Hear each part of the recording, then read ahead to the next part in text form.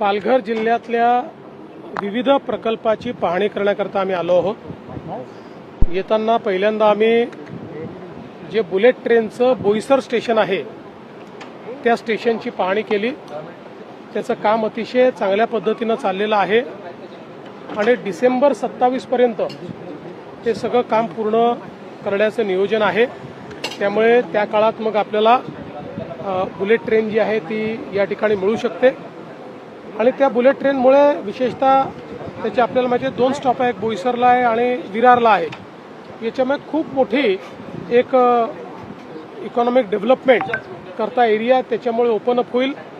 आपण विचार करू शकतो की एक प्रकारे बीकेसीचं एक्सटेन्शन होईल, कारण इथनं बीकेसी पर्यंत अर्ध्या तासामध्ये पोहोचता येईल. त्यामुळे एक फार महत्त्वाचं काम ते होत आहे. आत्ता आपण जिथे उभा आहोत ही साईट वाढवण बंदराची साईट आहे. आपल्याला कल्पना आहे की आज देशातलं सगळ्यात मोठं बंदर हे JNPA बंदर आहे. जवळपास 70 लाख मेट्रिक टन इतकं त्या ठिकाणी कंटेनर आणि माल हँडलिंग करण्याचं त्या JNPT पोर्टची क्षमता आहे.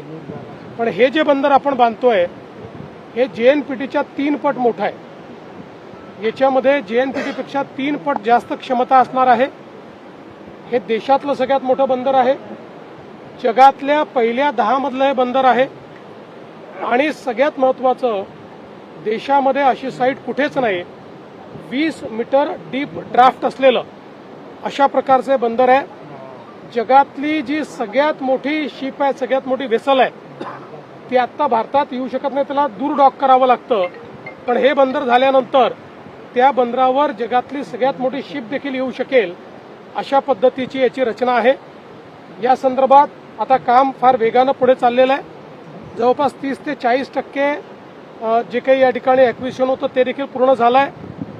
आमचा प्रयत्न आहे की कुठेही फोर्सफुल ॲक्विजिशन होऊ नये या दृष्टीने ग्रामस्थ आणि मासेमारी करणारे आमचे जे बांधव आहेत यांना विश्वासात घेऊन त्यांचं योग्य पुनर्वसन करतच आपल्याला हा प्रकल्प करायचा आहे. त्या दृष्टीनं अतिशय चांगला संवाद एस्टॅब्लिश झालेला आहे. या एका प्रकल्पातून 10 लाख रोजगार निर्मिती होणार आहे. त्यामुळे या पालघर जिल्ह्यातल्या स्थानिकांना, डहाणूच्या तालुक्यातल्या लोकांना देखील मोठ्या प्रमाणात याच्यामध्ये सामील कसं करून घेता येईल याचा आपला प्रयत्न चाललाय. विशेषतः मासेमारी करणाऱ्यांना एक मासेमारीचं बंदर देखील आपण तयार करून देतो आहोत, जेणेकरून त्यांचा व्यवसाय कमी व्हायच्या ऐवजी वाढला पाहिजे. तो व्यवसाय देखील मोठा झाला पाहिजे. त्यातनंही अगदी एक्सपोर्टपर्यंत आपण जाऊ शकलो पाहिजे अशा पद्धतीचं बंदर आपण तयार करतो. आणि एकूणच आपल्याला कल्पना आहे की या जिल्ह्यामध्ये हे वाढवणचं बंदर आहे, त्यासोबत विरार अलिबाग कॉरिडॉर आहे. या ठिकाणी बोईसर आणि विरारची स्टेशन्स आहेत आणि एक नवीन एअरपोर्ट देखील आपण विरारच्या जवळ तयार करणार आहोत. या सगळ्या प्रकल्पांची पाहणी आज मी करतोय आणि या सगळ्या प्रकल्पांमुळे चौथी मुंबई जी आहे ती या भागामध्ये तयार होणार आहे. एक मोठी आर्थिक अशा प्रकारची गुंतवणूक येणार आहे आणि आमचा प्रयत्न आहे की या संपूर्ण आर्थिक परिवर्तनामध्ये स्थानिकांना सामील करून घेण्याकरता मग इथलं ITI आहे त्याचं अपग्रेडेशन करून इथे मोठ्या फिशरीज इन्स्टिट्यूट तयार करून या ठिकाणी स्किल डेव्हलपमेंटचं काम ऑलरेडी आपण सुरू केलेलं आहे. त्याच्या माध्यमातून स्थानिकांना या परिवर्तनाचा फायदा कसा मिळेल हा प्रयत्न आपला चाललेला आहे.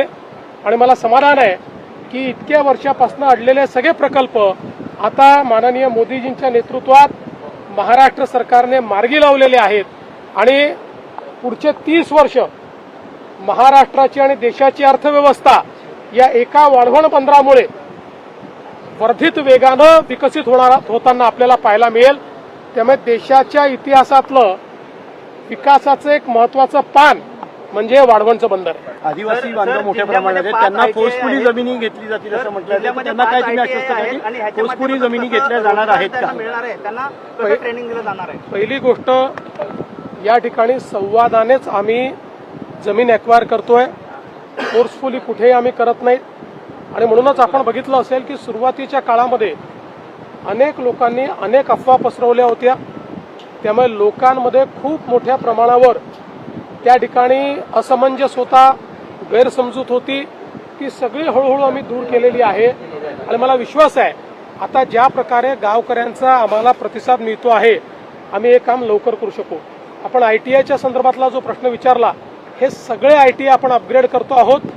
या ठिकाणी जी इकोसिस्टीम तयार होणार आहे त्यात कुठली कौशल्य हवी आहेत ती सगळी कौशल्य आपण तिथे आणतो आहोत आणि आपल्या स्थानिकांना मोफत सर्व ट्रेनिंग त्या ठिकाणी आपण देऊन त्यांनाच या ठिकाणी त्या कौशल्याच्या माध्यमातून त्यांच्या जीवनामध्ये पुढे जाता येईल, हाय पेड जॉब्स मिळतील, अशा प्रकारचा आपला प्रयत्न. सर, JNPTने आश्वासन दिलं की वाढवण बंदराच्या शेजारी 3 ग्रामपंचायत पूर्वीपासून समर्थन दिलेलं आहे वाढवण बंदराला, विकास करतो, परंतु त्यांनी अजून कोणताही निधी दिलेला नाही. आपल्याला कल्पना आहे की आता याची सुरुवात झालेली. आतापर्यंत रेग्युलेटरी सगळ्या परमिशन्स आपण घेत होतो. आता या रेग्युलेटरी परमिशन्स 90% झाल्या, 10% आता ऑटो पायलट मोडमध्ये तेही लवकर मिळतील. त्यामुळे आता खरा विकास चालू होईल. आमचं एक पक्क आहे की आम्ही काही झालं तरी स्थानिकांना घेऊनच विकास करू. स्थानिकांना विकासाचा भाग केल्याशिवाय कुठलाही विकास यशस्वी होऊ शकत नाही. त्यामुळे जोपर्यंत स्थानिकांचं जीवन बदलत नाही तोपर्यंत या विकासाला अर्थ नाही, हे लक्षात घेऊनच याचं प्लॅनिंग केलेलं आहे. सर, एक मराठी शेवट. मला असं वाटतं की आता कामाची सुरुवात जवळपास झाली आहे, पण अगदी आपण जे म्हणाल तर त्या संदर्भात आता क्वेरीज झालेल्या आहेत. जवळपास मोठ्या प्रमाणात त्या ठिकाणी दमणवरनं रेती जी आहे, वाळू जी आहे ती आणण्यात येणार आहे. त्याची टेंडर्स वगैरे सगळे झालेले आहेत. त्यामुळे प्रत्यक्ष कामाला या ठिकाणी सुरुवात होणार आहे. जवळपास ती झाली आहे आणि पुढच्या काळात वेगानं ती होताना दिसेल. पुढच्या 3 वर्षामध्ये आमचा प्रयत्न आहे की या ठिकाणी मेजर काम आम्ही करून आपल्याला हे बंदर कसं त्या ठिकाणी अस्तित्वात आणता येईल अशा पद्धतीनं किमान त्याचा प्रायमरी काम तरी झालं पाहिजे, हा आपला प्रयत्न आहे. आणि आमची जी या ठिकाणी स्थानिक यंत्रणा आहे, म्हणजे केवळ JNPTच नाही तर आमचे जे जिल्हा यंत्रणा आहे, मग जिल्हाधिकारी असतील, पालकमंत्री असतील किंवा आमचे फिशरीज मंत्री असतील आणि इथले जे जिल्हा प्रशासनातले लोक आहेत, असे सगळे मिळून पुढचं प्लॅनिंग आम्ही सुरू केलेलं आहे. कारण इतक्या मोठ्या प्रमाणात जेव्हा इथलं उलाढाल सुरू होईल त्यावेळी इतक्या मोठ्या प्रमाणात या ठिकाणी आर्थिक गतिविधी सुरू होतील. त्याचा फायदा घ्यायचा असेल तर आता त्याचं प्लॅनिंग करावं लागेल. तेच प्लॅनिंग करतो आणि तेच सगळं प्लॅनिंग पाहण्याकरता मी आलो. सर, उद्धव ठाकरे ऑपरेशन देवेंद्र काय सुरू झाले त्याच्याविषयी वाढवण बंदरापासून जो रस्ता जातोय त्याला कशा पद्धतीने वेगवेगळ्या गावांतून अलाइनमेंट देण्यात येणार आहे, काय नियोजन? त्याचा नीट अलाइनमेंट ठरलेली आहे.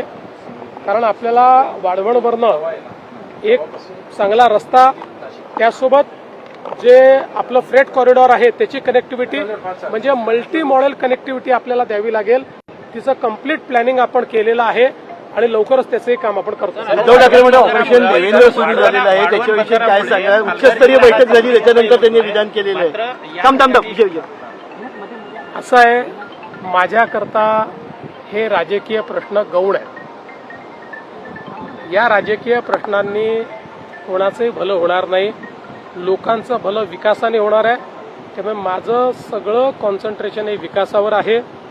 आणि मला कधी कधी आश्चर्य वाटतं की सर्व्हिस फ्लाईटमध्ये ज्यात कोणी बसू शकतं अशा फ्लाईटमध्ये योगायोगाने आम्ही एकत्रित आल्यानंतर जितक्या चर्चा झाल्या त्या चर्चा म्हणजे मला तर असं वाटतं की माफ करा पण कधी कधी वाटतं की आपण राजकीय व्यवस्थेत आहोत का वेड्यांच्या बाजारात आहोत असा प्रश्न पडावा अशा पद्धतीच्या चर्चेत. पण काही हरकत नाही. किती कोटी मला असं वाटतं नाही, ते एका बाजूला बसले होते, मी एका बाजूला बसलो. पण समजा आम्ही आजूबाजूला असतो तर गप्पा मारले असतात, त्याला काय अडचण आहे? सर, आपण म्हणताय की चौथी मुंबई होईल, मात्र डहाणू किंवा परिसर या ठिकाणी DTPAचे काही निर्बंध आहेत, त्यासाठी सरकार कशा पद्धतीने असं आहे की पहिल्यांदा तर हे निर्बंध जे आहेत या निर्बंधामध्ये पूर्णपणे शिथिलता यावी अशा मानणाऱ्यांपैकी आम्ही नाही. विकासाला आवश्यक तेवढी शिथिलता आली पाहिजे. कारण डहाणू नॅचरल एरिया प्रोटेक्ट करण्याकरताच आपण वाळवण बंदराची या ठिकाणी व्यवस्था अशी केलेली आहे की ते आतमध्ये 5 किलोमीटरपर्यंत रस्ता त्याचा तयार केलेला आहे. त्यामुळे इथली जी जैवविविधता आहे, निसर्ग आहे, तो लक्षात घेऊनच मग ज्या भागामध्ये अशा पद्धतीनं जैवविविधता आहे तिथे आपल्याला कमर्शियलपेक्षा रेसिडेन्शियल प्लॅनिंग जास्त करावं लागेल. त्याकरता जे काही आवश्यक आपल्याला बदल करून घ्यायचे आहेत ते आपण डहाणू अथॉरिटीकडे जाऊन ते बदल मिळवून घेऊ. ज्या ठिकाणी आपल्याला लॉजिस्टिक कॉरिडॉर करता येतो अशा जागा आम्ही आयडेंटिफाय केल्या आहेत की जिथे जैवविविधतेवर आपल्याला कुठलाही परिणाम होणार नाही तिथे आपण लॉजिस्टिक कॉरिडॉर करू, ज्या ठिकाणी कमर्शियल कॉरिडॉर करता येतो तिथे कमर्शियल करू, अशा पद्धतीनंच याचं प्लॅनिंग करतो आहोत. त्यामुळे खूप असं विस्थापना करायची आणि डहाणू अथॉरिटीच आम्हाला नको किंवा डहाणू अथॉरिटीने या ठिकाणी जे काही प्लॅनिंग केलेलं आहे ते सगळं उलटसुलट करायचं आम्ही कधी करू देणार. वाडवन पोर्ट का काम किस तरह से चल रहा है? आपने यहाँ की ऑब्जर्व किया, कितना % देखिए, आज मुझे बहुत खुशी है कि माननीय प्रधानमंत्री जी के नेतृत्व में देश का जो सबसे बड़ा पोर्ट वाडवन पोर्ट बन रहा है, इसका कार्य देखने के लिए मैं यहाँ पर आया हूँ. आज देश का सबसे बड़ा पोर्ट जेएनपीटी है. JNPT port 70 lakh metric ton का जो कार्गो है उसको हैंडल करता है. ये उससे 3 गुना बड़ा है. यहाँ 20 मीटर का डीप ड्राफ्ट है. दुनिया की सबसे बड़ी वेसल यहाँ डॉक हो सकती है. ये पोर्ट बनने के बाद अगले 30-40 साल तक महाराष्ट्र और देश को मैरीटाइम ताकत के रूप में इस पोर्ट के कारण एक पोजीशन मिलेगी और हमारे व्यापार में बहुत वृद्धि होगी. इसलिए इसका कार्य देखने के लिए हम लोग आए हैं. बहुत अच्छे तरीके से कार्य चल रहा है. सारे रेगुलेटरी प्रॉब्लम सॉल्व हो गए. प्रत्यक्ष रूप से काम भी शुरुआत हुआ है. कुछ अभी एक्विजिशंस के इश्यूज चल रहे हैं जिसमें स्थानिकों को साथ में लेकर ही हम काम करेंगे. विशेष रूप से फिशरमैन कम्युनिटी यहाँ की जो है उसके लिए हम ज्यादा व्यवस्था करना चाहते हैं. यहाँ पर जो हमारे युवा है उनको कौशल विकास के माध्यम से यहाँ पर 10 लाख रोजगार के जो अवसर पैदा होने वाले हैं उन अवसरों के साथ जोड़ने का हमारा प्रयास है. और कुल मिलाकर मुझे इस बात की खुशी है, चाहे ये वाडवन का पोर्ट हो या मैंने आते आते बोईसर में बुलेट ट्रेन का जो स्टेशन बन रहा है उसका भी वहां पर मैंने एक प्रकार से इंस्पेक्शन किया है और वहां पर भी बहुत अच्छा काम चल रहा है. साथ साथ हमारे हाईवेज भी बन रहे हैं. विरार अलीबाग कॉरिडोर है.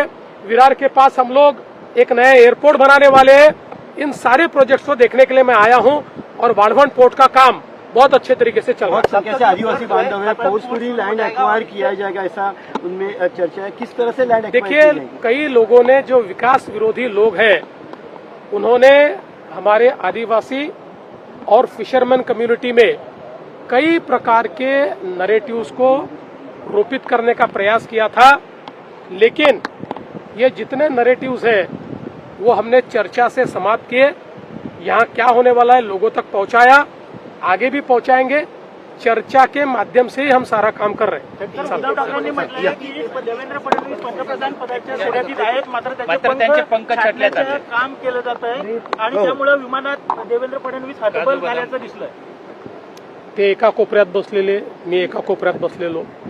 माझी सवय आहे, मी विमानात बसलो की माझ्या मोबाईलवर मी काही ना काही डाउनलोड केलेलं असतं. एखादा सिनेमा असतो, एखादा OTT असतं, OTTवरचे वेब सिरीज असते, मी ती पाहतो. त्यामुळे सुरू झाल्यापासून उतरतपर्यंत मी ती पाहत होतो. त्यामुळे माझी हतबलता नेमकी त्यांना कुठे दिसली.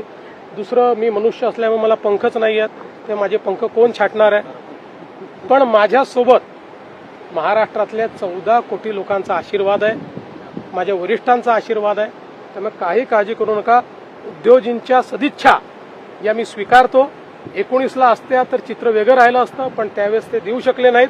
त्यामुळे त्या सदिच्छा आज मी स्वीकारतो. मान्य केलं